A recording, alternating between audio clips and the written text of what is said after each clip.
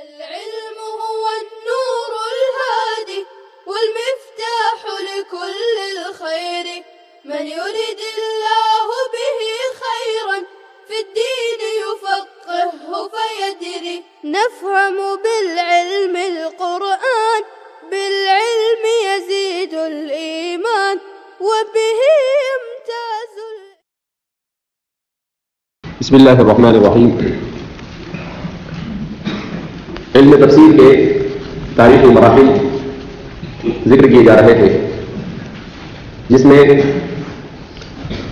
مرحلہ اولا نبی کریم صلی اللہ علیہ وسلم کا دور، مرحلہ ثانیہ حضرات صحابہ کرام رضوان اللہ تعالی علیہم اجمعین کا دور، جس میں مدارس ثلاثہ کا ذکر کیا گیا، مدرسۃ عبداللہ بن مسعود، مدرسۃ عبداللہ بن عباس اور مدرسۃ ابی بن کعب رضی اللہ تعالی عنہم اجمعین.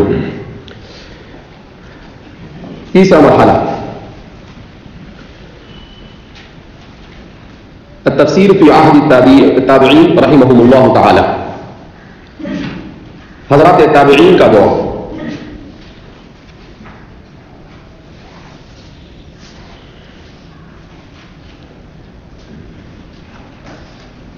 حضرات صحابہ کرام رضوان اللہ تعالی علیہم اجمعین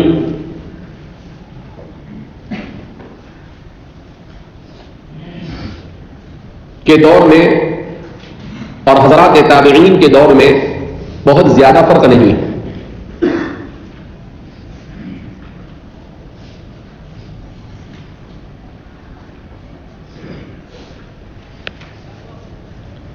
اس لیے کہ حضرات تابعین یہ حضرات صحابہ ہی کے تلامذہ تھے، اس لیے کہ حضرات تابعین حضرات صحابہ ہی کے تلامذہ تھے.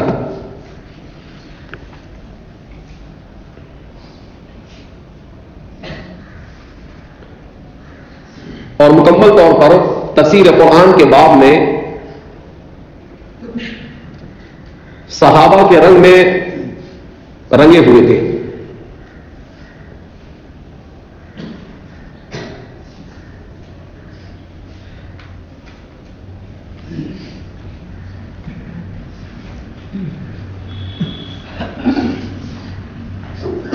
قرآن کریم کی تفسیر میں بھی ان کا وہی اسلوب تھا جو حضرات صحابہ کا تھا.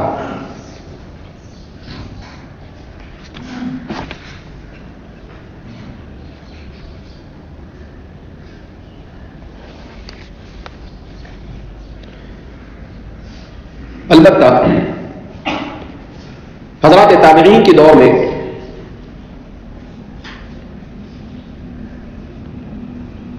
چند امور کا تفسیر کے باب میں اضافہ ہوا.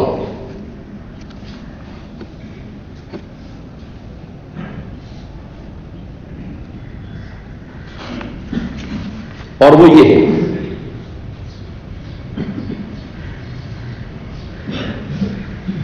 نمبر 1،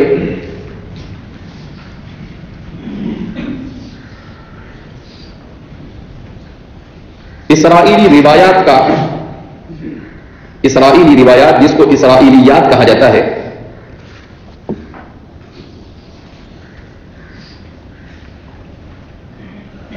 تفسیر کے باب میں بکثرت اضافہ ہوا.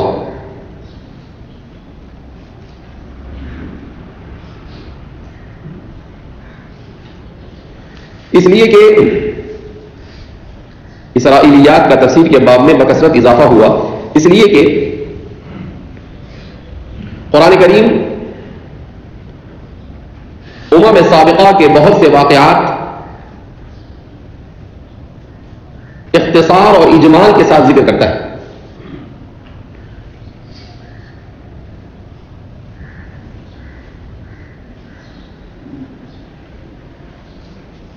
تو اس کے کچھ پہلو تورات اور انجیل میں بھی مذکور ہے.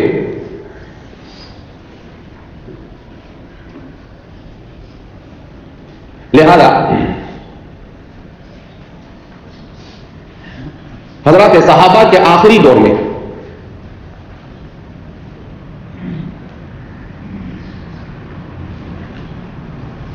قرآن کریم کے قصوں میں مزید تفصیل جاننے کی غرض سے، قرآن کریم کے قصوں میں مزید تفصیل جاننے کی غرض سے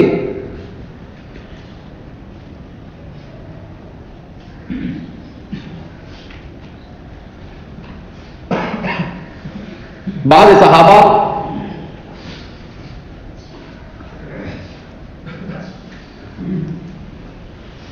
ان بعض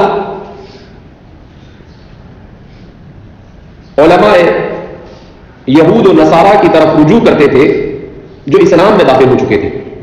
ان بعض علماء یہود و نصارہ کی طرف رجوع کرتے تھے جو اسلام میں داخل ہو چکے ہیں.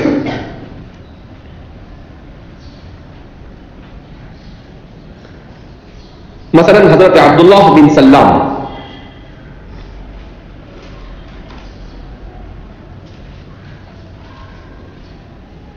یہ یہودیوں کے بہت بڑے عالم تھے اسلام لانے سے پہلے.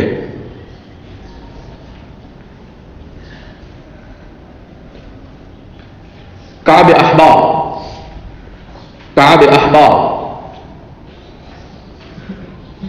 وہب بن منبہ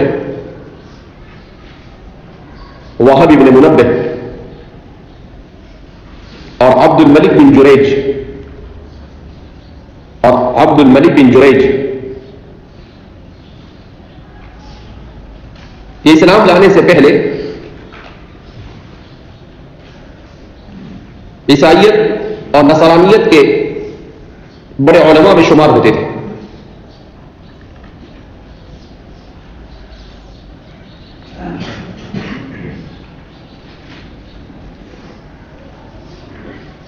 جس کا اثر یہ ہوا کہ اسرائیلیات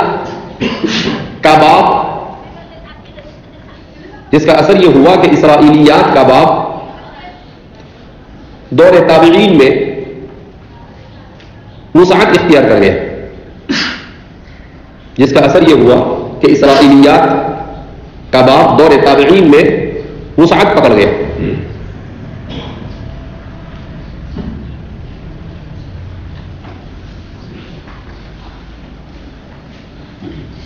نمبر 2، چونکہ حضرات خلفاء راشدین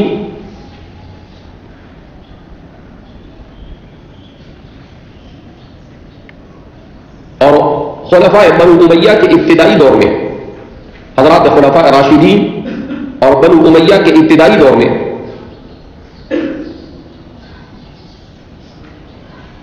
بکثرت فتوحات ہوئی.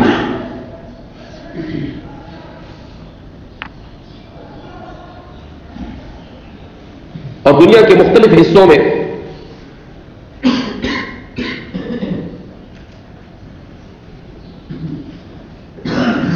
مختلف قسم کی اقوام دائرہ اسلام میں داخل ہوئی.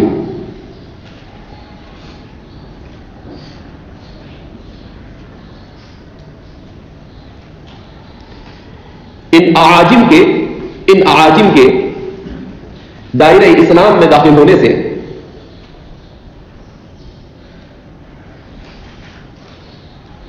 تفسیر کے باب میں، ان اعاجم کے دائرہ اسلام میں داخل ہونے سے تفسیر کے باب میں اس لیے وسعت ہوئی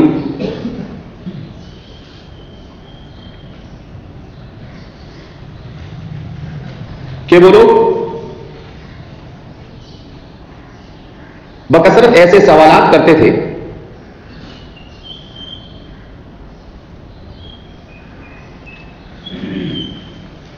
جس کا حضرات صحابہ کے دور میں تصور نہیں تھا.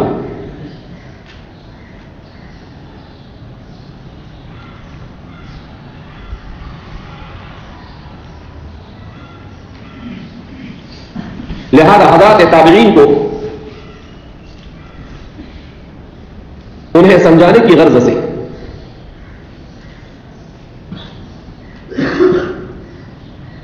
بکثرت اجتہاد کرنا پڑا.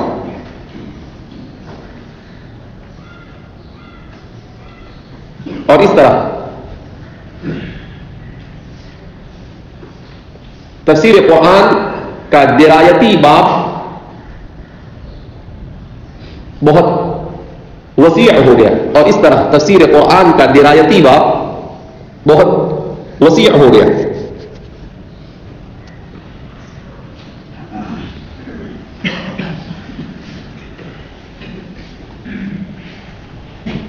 نمبر 3،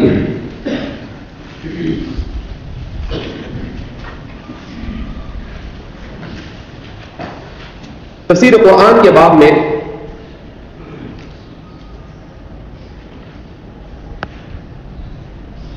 بکثرت مختلف رائے حضرات تابعین کی جانب سے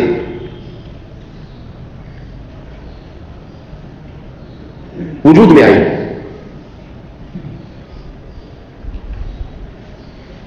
اس لیے کہ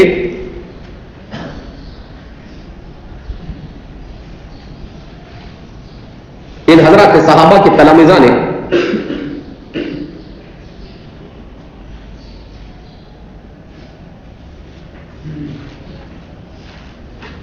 ضرورت کے مطابق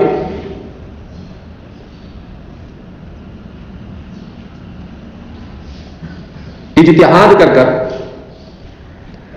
اپنی رائے پیش کی۔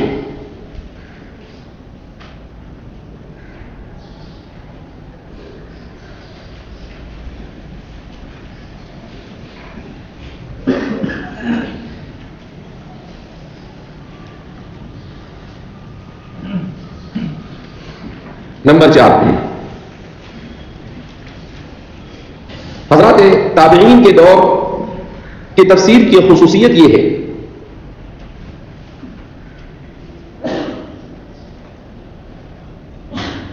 کہ انہوں نے تفسیر بالروایہ کے باب میں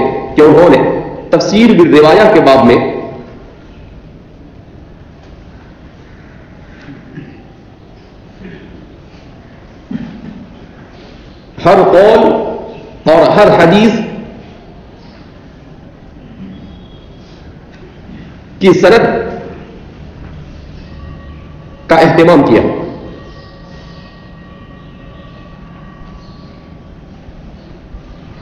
جس کی وجہ سے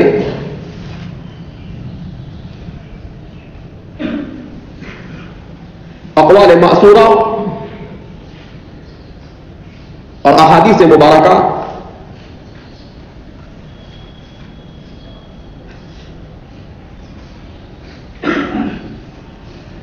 میں صحیح اور ضعیف کی معرفت میں سہولت رہی۔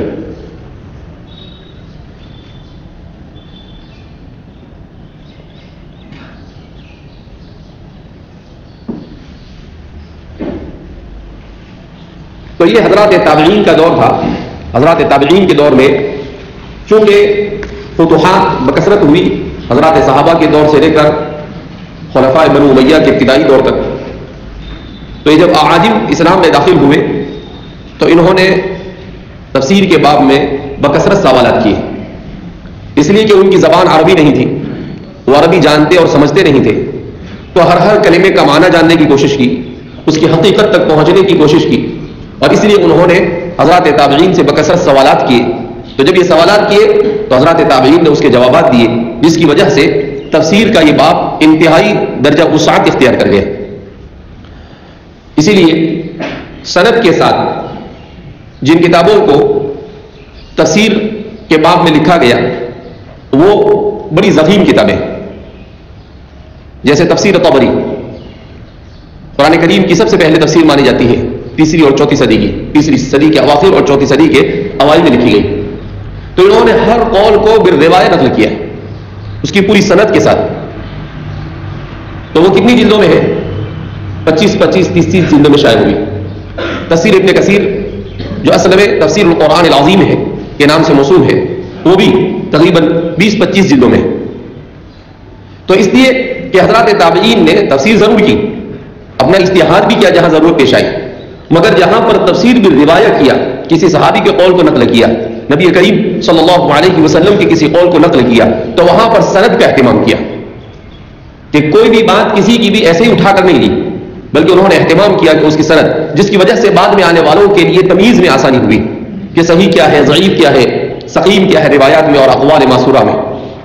اور اسرائیلیات کے باب میں بھی وسعت ہوئی، اس لیے کہ حضرت ابو ہریرہ رضی اللہ تعالیٰ عنہ اور دیگر صحابہ کے بارے میں آتا ہے کہ جو مکثر الروایہ تھے کہ لوگ کعب احبار کی طرف رجوع کرتے تھے، اسرائیلیات کے باب میں سب سے زیادہ روایت کعب احبار سے ہے، تو کعب احبار کی طرف رجوع کرتے تھے. کعب احبار یہ سیدنا حضرت عمر رضی اللہ تعالیٰ عنہ کے زمانے میں اسلام میں داخل ہوئے، اور پھر اس کے بعد مدینہ میں انہوں نے قیام کیا.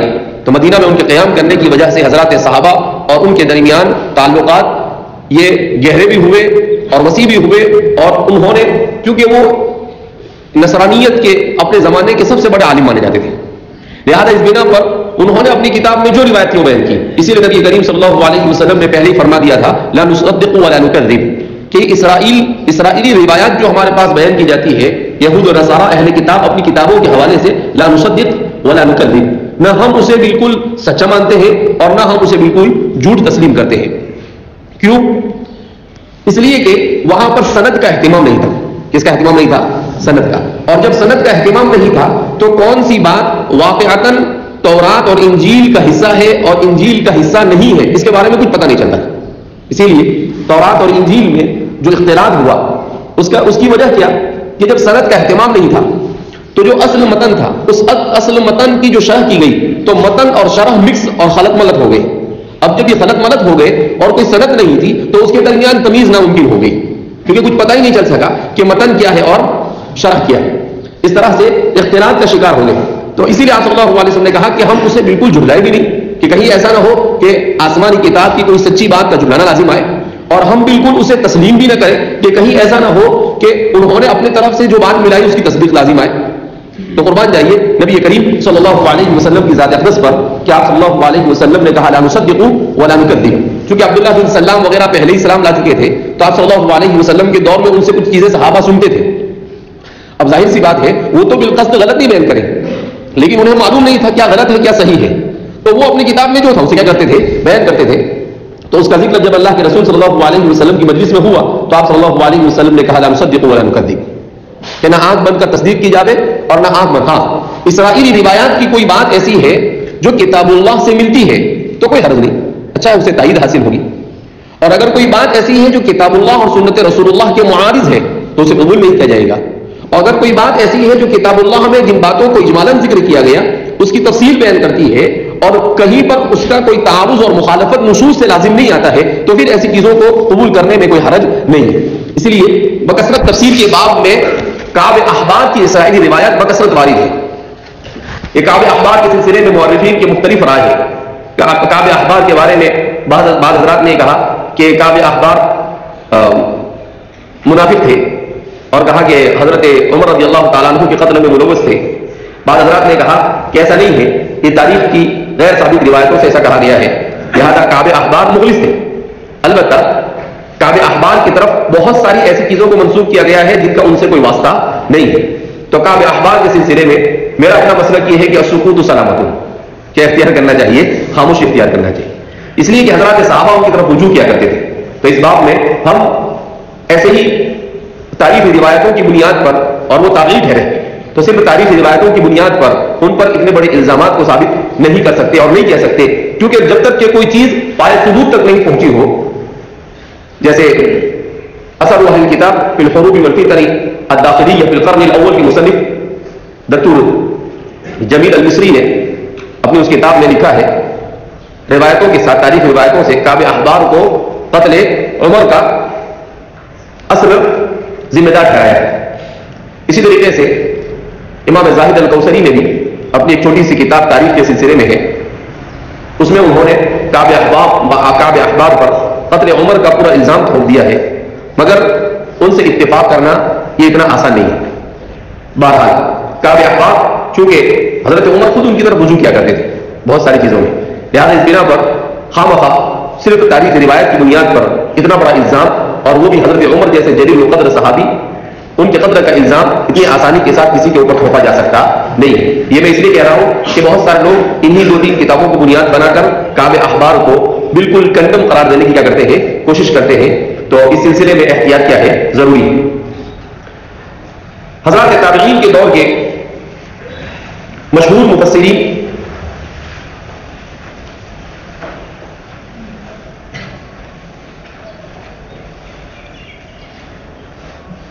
حضرات تابعین کے دور کے مشہور مفسرین وہی ہے جن کا تذکرہ مدارس ثلاثہ کے ذیل میں گزر چکا. حضرات صحابہ کے جو 3 مدارس تھے، مدارس تفسیری یا ثلاثہ، اس کے ذیل میں جن لوگوں کا ذکر کیا گیا وہی لوگ ہیں مشاہیر تابعین کی تفسیر. مجاہد بن جبیر، سعید بن جبیر، عطاء ابن ابی رباح، اکرمہ، مولا ابن عباس. البتہ کچھ ناموں کا اضافہ ہے جن کا وہاں پر ذکر نہیں کیا گیا، ان کو آپ لکھ سکتے ہیں. مجاہد کا ذکر ہو گیا، سعید بن جبیر کا بھی ذکر ہو گیا، عطاء کا بھی ذکر ہوا، اکرمہ کا بھی. حضرت حسن بصری،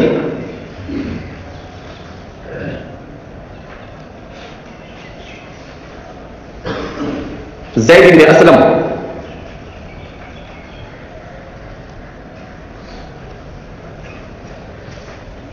عامر الشعبی،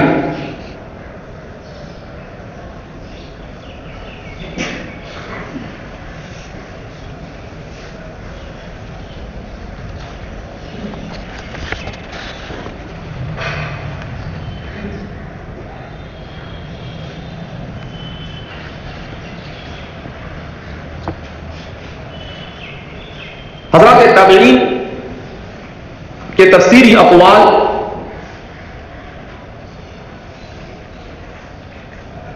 کے سلسلے میں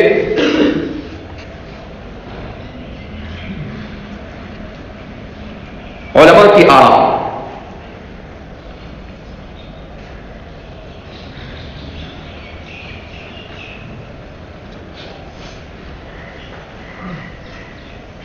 قرآن کریم کی کسی آیت کی تفسیر، قرآن کریم کی کسی آیت کی تفسیر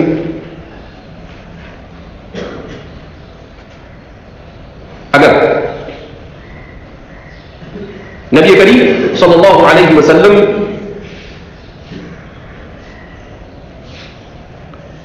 اور حضرات صحابہ کرام رضی اللہ عنہم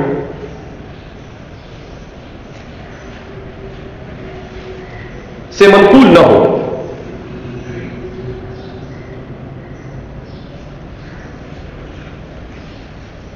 اور حضرات تابعین میں سے کسی سے منقول ہو،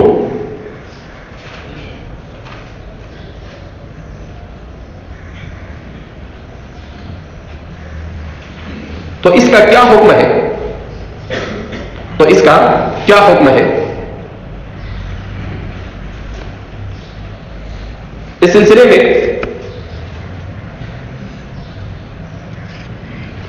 بعض علماء کی رائے یہ ہے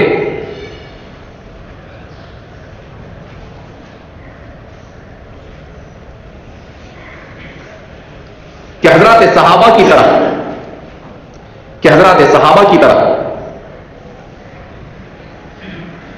ان کے قول کو اختیار کرنا واجب نہیں ہے.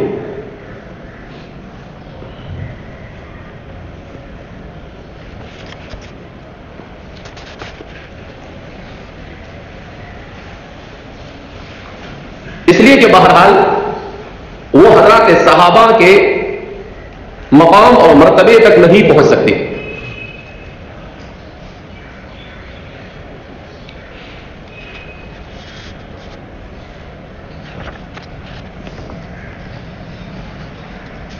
اور صحابہ کی طرف ان کی عدالت منسوس بھی نہیں، اور صحابہ کی طرف ان کی عدالت منسوس بھی نہیں ہے.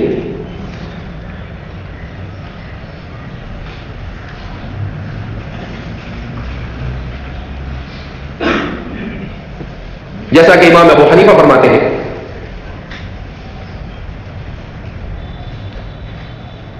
ما جاء عن رسول الله صلى الله عليه وسلم فعل الرأس والعين. ما جاء عن رسول الله صلى الله عليه وسلم فعل الرأس والعين. وما جاء عن أصحابه فلا أتركه. وما جاء عن أصحابه فلا أتركه.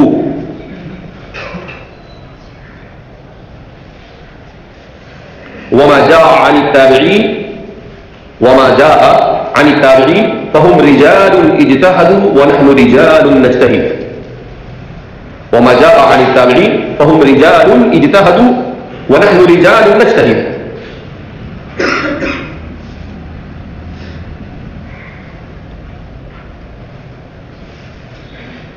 کہ نبی کریم صلی اللہ علیہ وسلم سے جو بات بھی منقول ہوگی وہ سر آنکھوں پر ہوگا.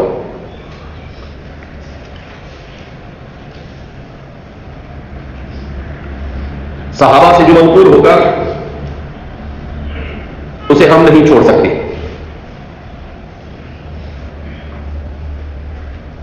اور حضرات تابعین سے جو بات منقول ہوگی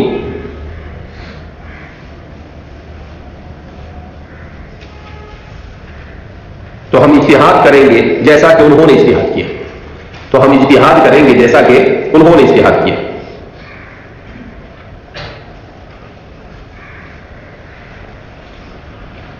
دوسرا قول،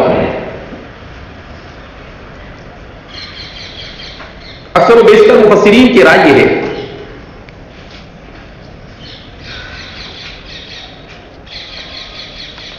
کہ حضرات تابعین کے تفسیری اقوال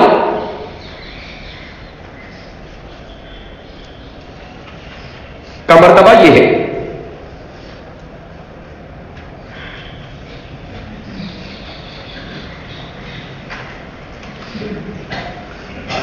کہ کسی آیت کے باب میں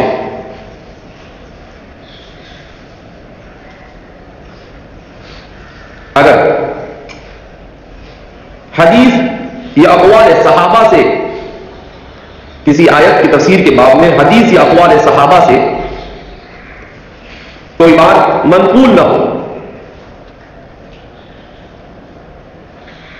اور حضرات تابعین میں سے کسی سے منقول ہو، اور حضرات تابعین میں سے کسی سے منقول ہو،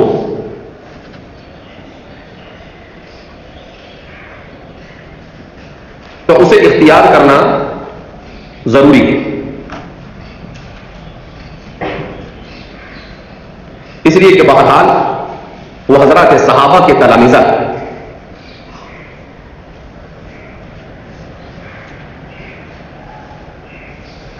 اور بڑے اہتمام کے ساتھ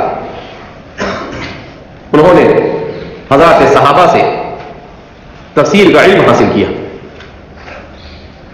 اور بڑے اہتمام کے ساتھ انہوں نے حضرات صحابہ سے تفسیر کا علم حاصل کیا.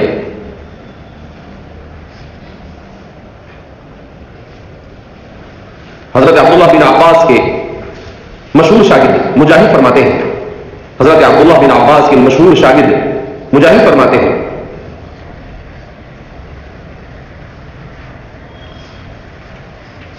عرضت المصحف على ابن عباس 3 مرات. عرضت المصحف على ابن عباس 3 مرات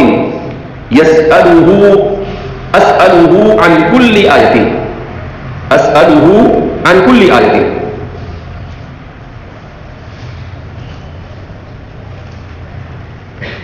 کہ میں نے حضرت عبداللہ بن عباس کے سامنے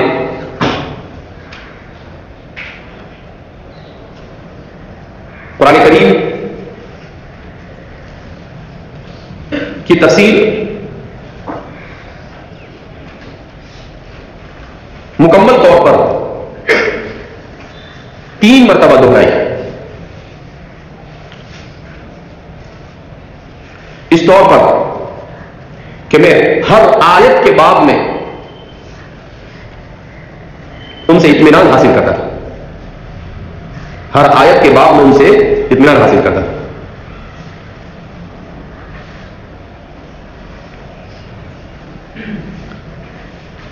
قتادہ بن دعامہ فرماتے ہیں ما فی القرآن آیۃ الا وقد سمعت فیہا شیئا، ما فی القرآن آیۃ الا وقد سمعت فیہا شیئا، کہ قرآن کی کوئی آیت ایسی نہیں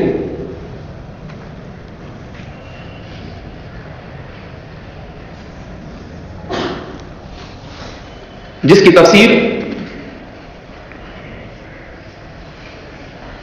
میں نے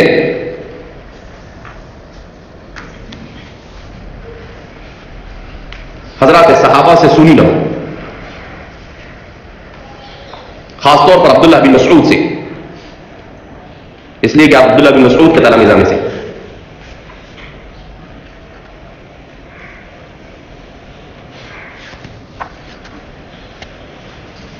اسی طرح شعبی فرماتے ہیں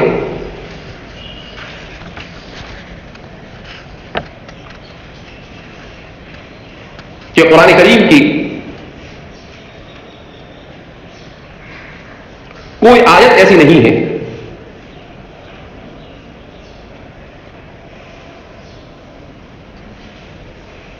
جس کے بارے میں نے صحابہ سے دریافت نہ کیا ہو.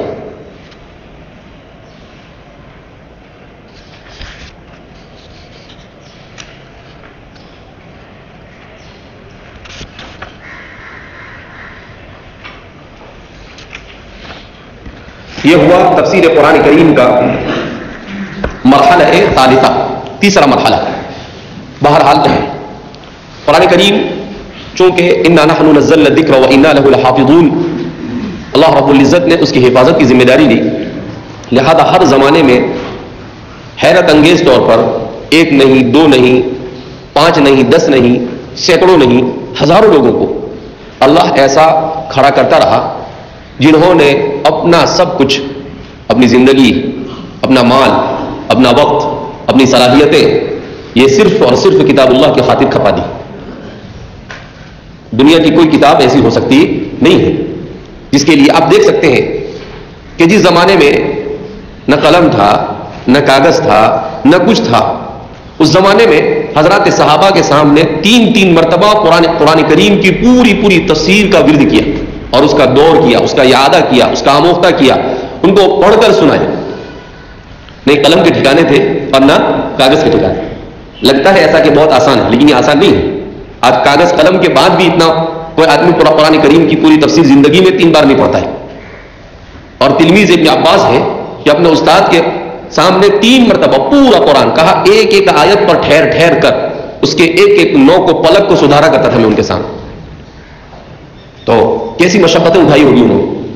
اور عجیب و غریب کہ یہ سب کون تھے؟ یہ مجاہد ہے، قتادہ بن دعامہ ہے، اکرمہ ہے، یہ سب کون ہے؟ یہ حضرت عبداللہ بن عباس کے غلام تھے، حضرات صحابہ کے غلام تھے. حضرات صحابہ نے ان کو آزاد کیا. آزادی کے بعد ہونا تو یہ چاہیے تھا کہ یہ اپنے گھر چلے جاتے.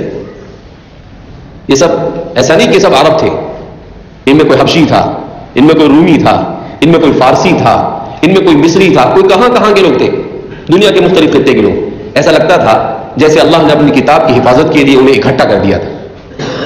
تو اب آزاد کر دیا تو خوشی خوشی چلے جانا چاہیے اپنی بستی. نہیں، آزاد کیا تو اس آزادی کو غنیمت جانا اور پھر اپنے آپ کو اپنے آقا ہی کے سامنے علم دین کے لیے کھپا دیا. پوری زندگیاں کیا نہیں کر سکتے تھے. اسی لیے فرماتے ہیں کہ حضرات صحابہ کے آخری دور میں سب سے زیادہ حضرات صحابہ کے علوم سے اگر کسی نے استفادہ کیا تو وہ ہے موالی، یعنی حضرات صحابہ کے آزاد کردہ غلام. حضرات صحابہ کے آزاد کردہ غلام انہوں نے سب سے زیادہ. اور کچھ وہ تھے جو مکہ، مدینہ اور کوفہ اور بصرہ کے اندر میں مقیم رہ گئے اور علمی مجلسیں قائم کی. تو جو مکہ اور مدینہ میں رہ گئے تھے ان کے پاس ان غلاموں نے رہ کر جم کر علم حاصل کیا. تو دونوں محاذ مکمل طور پر مشغول عمل رہے. ایک طرف حضرات صحابہ جہاد میں مشغول رہے اور اسلام کو دنیا کے چپے چپے تک پہنچا دیا، اور دوسری طرف ان کے آزاد کردہ غلام وہ سکون کے ساتھ علم حاصل کرتے رہے.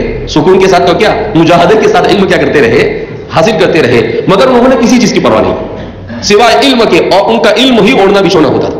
اس کے علاوہ ان کو کسی چیز سے کوئی واسطہ نہیں ہوتا تھا. تب جا کر یہ تفسیریں بھی لکھی گئی اور یہ کتابیں بھی لکھی گئی. اگر ان لوگوں کی قربانیاں نہ ہوتی تو آج نہ یہ تفسیریں ہوتی اور آج نہ یہ کتابیں ہوتی، اور نہ ہم اتنے سکون اور اطمینان کے ساتھ کیا کر سکتے تھے، پڑھ سکتے تھے. فجزاهم الله عن امه محمد خیر الجزاء واحسن الجزاء في الدارين. اللہ پوری امت محمدیہ کی طرف سے ان تمام کے تمام شائدایان علم و عرفان کو بہترین اجر عطا فرمائے، اور ہم سب کو بھی ان کے نقش قدم پر چلنے کی توفیق فرمائے. ان کے پاس تھوڑی سہولت، ہمارے پاس تو سب سہولت ہے. ٹپائی ہے، قلم ہے، کتاب ہے، پنکھے ہے، لائٹ ہے، بلڈنگ ہے. ان کے پاس کچھ نہیں تھا. ان کے پاس کچھ نہیں تھا. نہ قلم تھا، نہ کاغذ تھا، نہ کتاب تھی، نہ ٹپائی تھی، نہ پنکھا تھا، نہ لائٹ تھا، نہ بلڈنگ تھی. بالکل مادی اعتبار سے زیرو سے بھی نیچے اگر کچھ ہو تو وہ تھے. لیکن اس کے باوجود وہ کیا ثابت ہوئے؟ جبال علم ثابت ہوئے، علم کے سمندر ثابت ہوئے. کیوں؟ بقدر الكد تكتسب المعالي من طلب العلا سهر الليالي. وہ راتوں میں جاگتے تھے اور یہاں تو دن میں کلاس میں بھی سوتے. ان کے یہاں پر تو دن میں سونے کا تصور ہی نہیں تھا. رات میں نہیں سوتے تو دن میں کیسے سوئیں گے؟ اسی لیے امام نووی فرماتے ہیں ما ذاق ظہری طعم الارض. طالب علمی کے زمانے میں بعض حضرات نے لکھا ہے کہ 8 سال، بعض نے لکھا ہے 14 سال اور بعض نے لکھا ہے 24 سال. امام نووی فرماتے ہیں ما ذاق ظہری طعم الارض، میری پیٹھ میں زمین کا مزہ نہیں چکھا. یعنی کبھی سوئے نہیں، دن میں نہیں. کب نہیں سوئے؟ رات میں بھی نہیں سوئے. اسی لیے تو امام نووی 42 سال میں تو انتقال ہو گیا. اب جو سوئے گا نہیں، جس کے کھانے کے ٹھکانے نہیں، جس کے پینے کے ٹھکانے نہیں، تو وہ کتنا جیے گا. لیکن 42 سال کی عمر میں مرنے کے بعد کتنی کتابیں چھوڑ کے گئے اپنے پیچھے؟ 250 کتابیں لکھی گئے. کتنی کتابیں لکھی گئی؟ اور ان کی المجموع کتنی جلدوں میں؟ کتب خانے میں جا کے دیکھنا، کبھی اس کو دیکھے گا تو بخار چڑھ جائے گا. المجموع زیادہ نہیں، صرف 70 جلدوں میں ایک کتاب. ان کی ایک کتاب المجموع کتنی جلدوں میں ہے؟ آدھی الماری بھری ہوئی ہے. ایک کتاب 10 15 جلدوں میں ان کی کتابیں ہیں. کوئی فن ایسا نہیں جس میں امام نووی نے کتابیں نہ چھوڑی. شیخ الاسلام محی الدین ابو زکریا یحییٰ شرف الدین النووی صاحب ریاض الصالحین. تو ایسے ہی نہیں، یہ علم بڑی مشقتوں کے بعد آتا ہے، ایسے ہی آتا نہیں. ان کے پاس گرم پانی بھی نہیں تھا، ان کے پاس رات میں کھانے کا بھی نہیں تھا، ان کے پاس